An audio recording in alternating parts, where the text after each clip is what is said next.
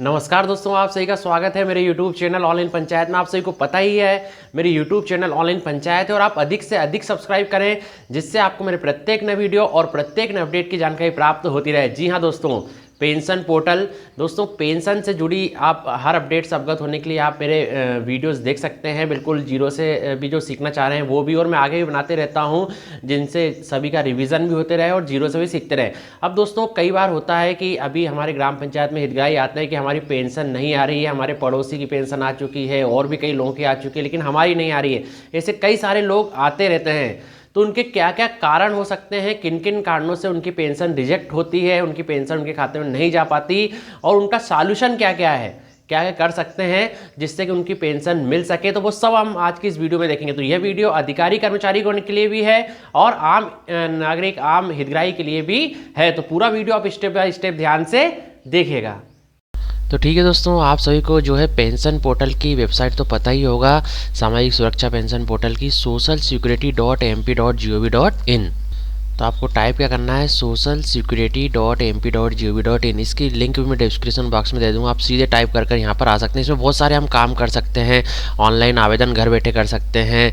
ठीक है, पेंशन योजना है तो ऑनलाइन आवेदन, ये सब मैं आपको बताते रहता हूँ और अभी आगे बताते रहूँगा, जिससे आपका एक बार रिविजन भी हो जाए और जो जीरो सीखना चाह रहे हैं उनके लिए भी सारे कार्य हो सकें। ठीक है, तो बहुत सारी चीज़ें देखते रहते हैं। तो अभी दोस्तों एक महत्वपूर्ण टॉपिक है, कई लोग हमसे कहते भी हैं ग्राम पंचायत में कि हमारी पेंशन नहीं आ रही है, तो क्या क्या रीजंस हो सकते हैं वो देखते हैं हम। ध्यान से देखिएगा। तो दोस्तों मध्य प्रदेश शासन सामाजिक न्याय एवं दिव्यांग जन सशक्तिकरण विभाग मंत्रालय भोपाल मध्य प्रदेश द्वारा आदेश निकाला जा चुका था दिनांक 4/1/2024 को ही। ठीक है, 4 जनवरी 2024 को ही आदेश निकाला जा चुका था। मैं इसके बाद वाले भी दिखाऊंगा, पहले ये महत्वपूर्ण आदेश इसलिए दिखा रहा हूँ। प्रति समस्त कलेक्टर मध्य प्रदेश। विषय महत्वपूर्ण यह है, भुगतान असफल हुए प्रकरणों का भौतिक सत्यापन कराने एवं बैंक या पोस्ट ऑफिस की पासबुक के आधार पर खाता नंबर की जानकारी को पेंशन पोर्टल पर अपडेशन किए जाने के संबंध में। ठीक है, संदर्भ दिया और संचालनालय से समय पर प्रेषित पत्र। कृपया उपरोक्त विषयांतर्गत लेख है कि प्रति माह भुगतान असफल हुए प्रकरणों का भौतिक सत्यापन कराने एवं बैंक पोस्ट ऑफिस की पासबुक के आधार पर खाता नंबर की जानकारी को पेंशन पोर्टल पर अपडेशन किए जाने के संबंध में प्रति माह लेख किया जा रहा है, किंतु संतोषजनक प्रगति परिलक्षित नहीं हो रही है। माह नवंबर 2023 में 43,886, ठीक है, 43,886 पेंशन हितग्राहियों के असफल भुगतान हुए हैं, बहुत बड़ी संख्या में है।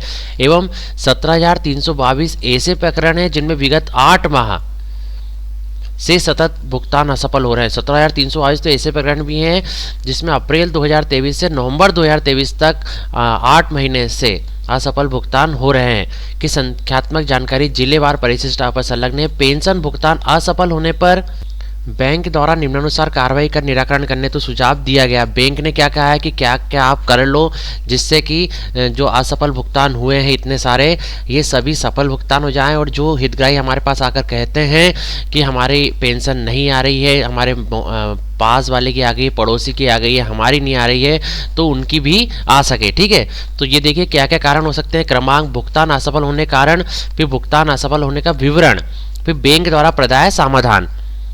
पहला हो सकता है अकाउंट ब्लॉक्ड फ्रोजन, 2285 इसमें निकले हैं कि अकाउंट ब्लॉक्ड हो चुका है या फ्रोजन हो चुका है ना, बंद हो चुका है, तो बैंक फ्रोजन कर दिया गया है यदि उसमें अपडेशन नहीं कराया आधार इनका, तो क्या क्या, तो बैंक है place a hold in the account, bank ने क्या कर दिया, होल्ड कर दिया अकाउंट को।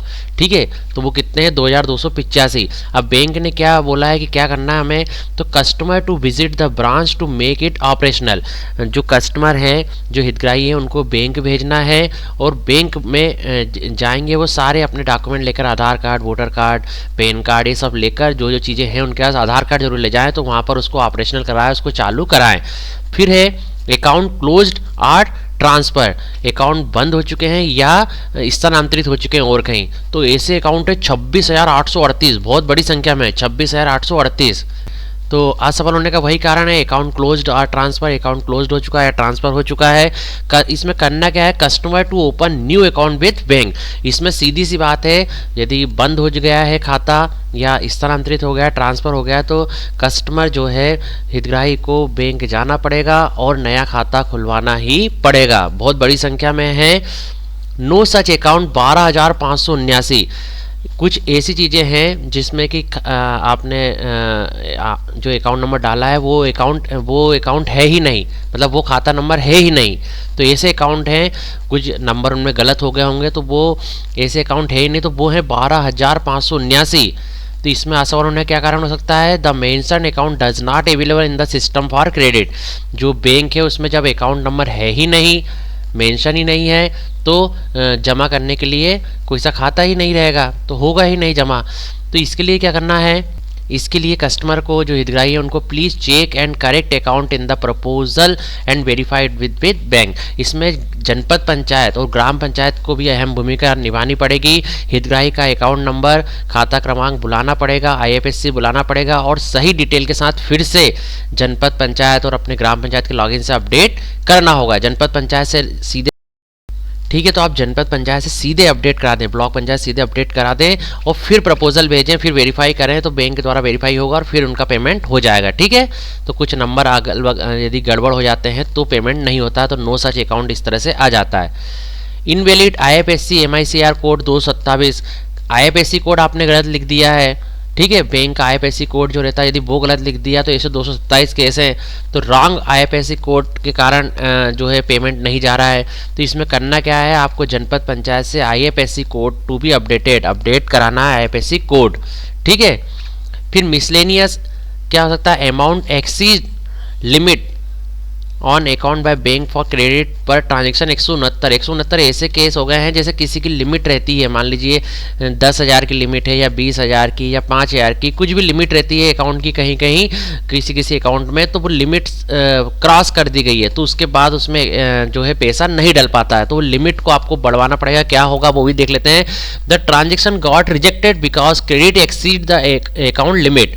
जो अमाउंट है वो रिजेक्ट हो जाता है क्योंकि लिमिट से ऊपर हो रहा है, एक्सीड हो रहा है, बाहर हो रहा है। Normally such cases happens in Jan Dhan खाता। जनधन खाते जैसे हमको पता है कि सबसे अधिक जनधन खाते हैं, तो ऐसे केसेस में लिमिट रहती है where there is a credit limit restriction of ₹50,000, 50,000, जहाँ 50,000 की ही लिमिट रहती है। 50,000 ज़्यादा ट्रांजेक्शन हो गया तो जैसे ही पैसा डलता है तो रिजेक्ट हो जाता है, जाता ही नहीं है। ठीक है, तो ऐसे जनधन खाते में बहुत केसेस होते हैं। तो इसमें क्या करना होगा, account holder to withdraw the amount from his account और to convert the account to normal account to avoid restriction.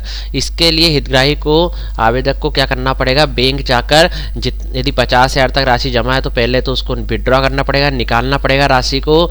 ठीक है, या फिर जनधन खाते को नॉर्मल अकाउंट जो रहता है वो बनवा लें, तो उसके द्वारा क्या होगा कि जो रेस्ट्रिक्शन हो जाएगा, जो है रेस्ट्रिक्शन 50,000 का, वो हट जाएगा और कितने भी अमाउंट उनके उसमें चले जाएगा और पेंशन मिल जाएगी। इसके बाद है अकाउंट होल्डर एक्सपायर्ड। अब अकाउंट होल्डर जो है एक्सपायर्ड हो गए, मृत हो गए, ऐसे 1245 केस हैं। ठीक है, जो जिनके खाते थे वो व्यक्ति मृत हो चुके हैं। तो डिकेज अकाउंट क्लोज, तो ऐसे अकाउंट अपने आप क्लोज कर दिए जाते हैं बैंक द्वारा। तो इसका कोई सॉल्यूशन नहीं, account close date case, account close हो जाएगा और डेट केस है, तो ऐसे 1245 हैं। ठीक है, account description not tally 99। Account description tally नहीं हो रहा है, मतलब अकाउंट नंबर उस व्यक्ति के नाम से मैच नहीं हो रहा है, उस व्यक्ति का IFSC मैच नहीं हो रहा, बहुत सारी डिटेल्स हो सकती हैं जो मैच नहीं हो रही हैं। तो जनपद पंचायत में कुछ फीड किया गया है, बैंक में कुछ अलग नाम से फीड है, तो वो मैच नहीं हो रहा था, ऐसे 99 केस है, 99। तो bank has rejected the transaction due to wrong description like name.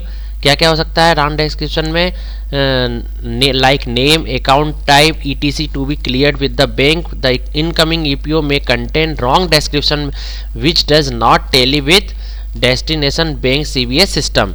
ठीक है, क्या क्या हो सकता है, नाम गलत हो सकता है, अकाउंट टाइप गलत हो सकता है, कई सारी चीज़ें हो सकती हैं, जैसे जनपद, तो ये कहाँ सही कराना पड़ेगा, ये बैंक जाकर सही कराना होगा जो भी आपके गलत हुए हैं। तो यहाँ लिखा भी है such cases to be cleared with bank, तो बैंक में जाकर जनपद पंचायत से सही करवाना पड़ेंगे, तब जाकर इनको जो है पूरे पेंशन के अमाउंट जा पाएंगे। ठीक है, पूरा डिस्क्रिप्शन सही होना चाहिए, नाम भी सही होना चाहिए, अकाउंट टाइप भी सही, कई सारी चीज़ें सही सही होना चाहिए, तब जाकर जो है पैसा डल पाएगा। तो such cases to be cleared with bank, तो ऐसे केसेस हमें क्या करना पड़ेगा, बैंक के साथ क्लियर करने होंगे। ठीक है, तो पूरे उनको बता देना पड़ेगा कि नाम ये है, अकाउंट टाइप ये है, सभी चीज़ें पूरी क्लियर करनी पड़ेगी, तब जाकर पैसा डल पाएगा। अब और क्या हो सकते हैं, invalid account, NRI, NRE, PPF, CC, loan, FD account दे दिया आपने मान लो, या पीपीएफ अकाउंट दे दिया, या लोन अकाउंट दे दिया, तो उसमें नहीं जाता है पैसा, तो वो 125 ऐसे केस है। तो customer to visit the branch, तो हितग्राही को ब्रांच जाना पड़ेगा, बैंक ब्रांच जाना पड़ेगा, और वहाँ पर सेविंग खाता जो रहता है, बचत खाता, वो देना पड़ेगा या खुलवाना पड़ेगा नया। ठीक है, इनवैलिड बैंक आइडेंटिफायर 246 हो गया, यदि रॉन्ग IFSC कोड डाल दिया है आपने तो इनवैलिड बैंक आइडेंटिफायर लेगा, तो वो 246 है। IFSC code to be update, IFSC code जो अपडेटेड करना पड़ेगा। अनक्लेम्ड अकाउंट 52, ऐसे अकाउंट भी है वहाँ जो कि अनक्लेम्ड हैं, जो कि किसी को मतलब किसी ने क्लेम ही नहीं करा, बहुत दिन से ट्रांजेक्शन ही नहीं किए हैं, तो अनक्लेम्ड अकाउंट हो जाते हैं, तो 52 हैं। तो इसके लिए customer to visit the branch, जो हितग्राही है उसको ब्रांच बैंक में जाना होगा। Miscellaneous 3, customer to visit the branch, कुछ 3 ऐसे हैं, कुछ और कारण से हो सकते हैं, तो उसके लिए कस्टमर को क्या करना पड़ेगा, बैंक ब्रांच जाना पड़ेगा। तो इतने सारे कारण देख लिए हमने। अतः उपरोक्त अनुसार बैंक से प्राप्त सुझावों के आधार पर हितग्राही एवं संबंधित बैंक शाखाओं से समन्वय कर उक्त प्रकरणों का परीक्षण करने व बैंक पोस्ट ऑफिस की पासबुक के आधार पर पेंशन हितग्राही के बैंक पोस्ट ऑफिस खाते की जानकारी को पेंशन पोर्टल पर 20 जनवरी 2024 तक अपडेट करें।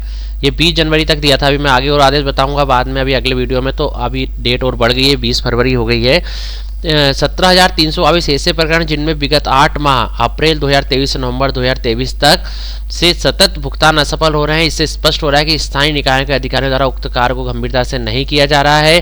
अतः पेंशन हितग्राही जिन्हें सतत 3 माह से अधिक पेंशन का भुगतान असफल हुआ है, उक्त प्रकरणों में निम्नानुसार कार्रवाई प्रतिमाह सुनिश्चित की जाए। पहला, सतत 3 माह से अधिक असफल भुगतान हुए प्रकरणों की सूची को स्थानीय निकायों के द्वारा ग्राम पंचायत सचिव, वार्ड प्रभारी को उपलब्ध कराई जाए। ग्राम पंचायत सचिव और वार्ड प्रभारी को उपलब्ध कराई जाए। ठीक है, जनपद पंचायत ग्राम पंचायत सचिव करेगी, और नगरीय निकाय वार्ड प्रभारी को उपलब्ध कराएगी जो भी 3 माह से असफल हुए हैं, रिजेक्ट हुए हैं पेमेंट, उनकी सूची। कैसे करना है, क्रमांक, इधर ग्राम या वार्ड लिखना है, समग्र ID लिखना है, हितग्राही की 9 अंकों वाली, पेंशन का नाम लिखना है, पति का नाम लिखना है, आयु, योजना का नाम, मोबाइल नंबर, IFSC कोड, खाता नंबर, पता और भुगतान असफल होने का कारण, ऐसा पूरा एक सूची बनाकर पंचायत सचिव महोदय या वार्ड प्रभारी महोदय को उपलब्ध कराना है। ग्राम पंचायत सचिव वार्ड प्रभारी द्वारा उक्त सूची के आधार पर पेंशन हितग्राही के आवास पर जाकर संपर्क किया जाएगा एवं खाता नंबर इत्यादि जानकारी की पुष्टि की जाएगी। ये कार्य करना है ग्राम पंचायत सचिव महोदय और वार्ड प्रभारी महोदय को। यदि खाता नंबर में भिन्नता है अथवा खाता नंबर सही नहीं है तो हितग्राही से बैंक या पोस्ट ऑफिस की पासबुक की प्रति प्राप्त कर पासबुक के आधार पर खाता नंबर को अपडेट करने हेतु जानकारी स्थानीय निकाय के अधिकारी को उपलब्ध कराएंगे। स्थानीय निकायों के अधिकारियों द्वारा पेंशन पोर्टल पर सही खाता नंबर को अपडेट करने की कार्रवाई की जाएगी। यदि हितग्राही दिए गए पते पर निवासरत नहीं है तो निवास नहीं करने की पुष्टि की जाएगी। यदि हितग्राही के मृत होने की सूचना प्राप्त होती है तो हितग्राही को समग्र पोर्टल पर मृत रिपोर्ट किया जाएगा सबसे पहले, एवं मृत हितग्राही की जानकारी संबंधित जनपद पंचायत नगरीय निकायों के अधिकारियों को दी जाएगी, जिससे कि स्थानीय निकायों के अधिकारी द्वारा पेंशन बंद करने की कार्रवाई की जा सकेगी। ठीक है, इसके बाद यदि हितग्राही अपात्र पाया जाता है तो उक्त स्थिति में हितग्राही की पेंशन बंद करने हेतु जानकारी संबंधित जनपद पंचायत नगरीय निकायों के अधिकारियों को दी जाए, जिससे कि स्थानीय निकायों के अधिकारियों द्वारा पेंशन बंद करने की कार्रवाई की जा सके। यदि हितग्राही दिए गए पते से पलायन कर गया है तो दूरभाष नंबर मोबाइल पर संपर्क करने का प्रयास किया जाए अथवा बैंक शाखा से भी खाते हुए जो ट्रांजैक्शन की जानकारी प्राप्त की जाए। दूरभाष पर संपर्क नहीं होने अथवा बैंक खाते में 6 माह से अधिक समय तक राशि आहरण नहीं करने की स्थिति में पेंशन बंद करने की कार्रवाई की जाए। प्रति माह की दिनांक 1 से 10 के मध्य उपरोक्त अनुसार भौतिक सत्यापन की कार्रवाई सुनिश्चित की जाए एवं संलग्न प्रारूप में जानकारी जनपद पंचायत में मुख्य कार्यपालन अधिकारी सीईओ व नगरीय निकाय में आयुक्त या मुख्य नगर पालिका अधिकारी को उपलब्ध कराई जाए। संबंधित जनपद पंचायत में मुख्य कार्यपालन अधिकारी व नगरीय निकाय में आयुक्त मुख्य नगर पालिका अधिकारी द्वारा नियमानुसार दस्तावेजों का परीक्षण कर पेंशन बंद करने की कार्रवाई सुनिश्चित की जाए। किसी भी पात्र हितग्राही को पेंशन योजना का लाभ प्राप्त नहीं होने अथवा मृत, अपात्र एवं अन्य व्यक्ति को पेंशन का भुगतान होने की स्थिति में संपूर्ण जवाबदेही संबंधित जनपद पंचायत के मुख्य कार्यपालन अधिकारी सीईओ व नगरीय निकाय में आयुक्त मुख्य नगर पालिका अधिकारी की होगी। संलग्न उपरोक्त अनुसार सचिन सिन्हा जी, प्रमुख सचिव महोदय, मध्य प्रदेश शासन सामाजिक न्याय एवं दिव्यांगजन सशक्तिकरण मध्य प्रदेश से यह आदेश निकाला जा चुका है और प्रतिलिपि वित्त विभाग में दी जा चुकी है। मैं आपको एक टेबल और दिखा देता हूँ। तो ये भौतिक सत्यापन की जानकारी, भौतिक सत्यापन किस तरह से करना है, ग्राम पंचायत सचिव महोदय और वार्ड प्रभारी महोदय को पहला क्रमांक रहेगा, फिर ग्राम वार्ड का नाम रहेगा, समग्र आईडी रहेगी, हितग्राही का नाम, पिता पति का नाम, आयु, योजना का नाम, IFSC कोड, खाता नंबर, पता, भुगतान असफल होने कारण भौतिक सत्यापन किस दिनांक को किया गया, वो भौतिक सत्यापन की स्थिति पात्र या अपात्र या मृत या पलायन। यदि पात्र है तो क्या खाता नंबर को अपडेट या एक्टिवेट कराने की आवश्यकता है, हाँ या नहीं, और रिमार्क में कुछ लिखना चाहे तो ये। फिर इसके बाद आएगा मेरे द्वारा प्रदाय उपरोक्त जानकारी पूर्णतः सही है, कृपया उपरोक्त अनुसार मृत या अपात्र पेंशन हितग्राहियों की पेंशन बंद करने का कष्ट करें एवं पात्र हितग्राहियों की बैंक या पोस्ट ऑफिस की पासबुक के आधार पर खाता नंबर की जानकारी को पेंशन पोर्टल पर अपडेट करने का कष्ट करें। यदि मेरी ग्राम पंचायत या वार्ड में किसी भी मृत अपात्र हितग्राही को पेंशन का भुगतान होता है तो संपूर्ण जिम्मेदारी मेरी होगी। यहाँ पर ग्राम पंचायत सचिव महोदय वार्ड प्रभारी के हस्ताक्षर होंगे। ग्राम पंचायत सचिव वार्ड प्रभारी का नाम लिखाएगा, ग्राम पंचायत वार्ड का नाम लिखाएगा, पदनाम लिखाएगा, मतलब पंचायत सचिव महोदय हैं या वार्ड प्रभारी महोदय, वो दिनांक लिखाएगी। इस तरह से पूरा फॉर्मेट पंचायत सचिव महोदय और वार्ड प्रभारी महोदय को देना है। मैं इसकी PDF भी आपको डिस्क्रिप्शन बॉक्स में डाल दूंगा, तो वहाँ से इस तरह से आप प्रिंट कर रजिस्टर बना सकते हैं। ठीक है, एक अच्छा रजिस्टर बना लीजिए जिसमें सारी जानकारी आपकी हो, प्रति माह की भौतिक सत्यापन की जानकारी आपके पास हो। ठीक है, तो इसी तरह दोस्तों हर छोटी से बड़ी जानकारी से अपडेट होने के लिए आप मेरे साथ बने जरूर रहिए। आपको पता ही है मेरी YouTube चैनल ऑनलाइन पंचायत है और आप अधिक से अधिक सब्सक्राइब करें जिससे आपको मेरे प्रत्येक नए वीडियो और प्रत्येक नए अपडेट की जानकारी प्राप्त होती रहे। तो दोस्तों आप सभी का बहुत बहुत धन्यवाद।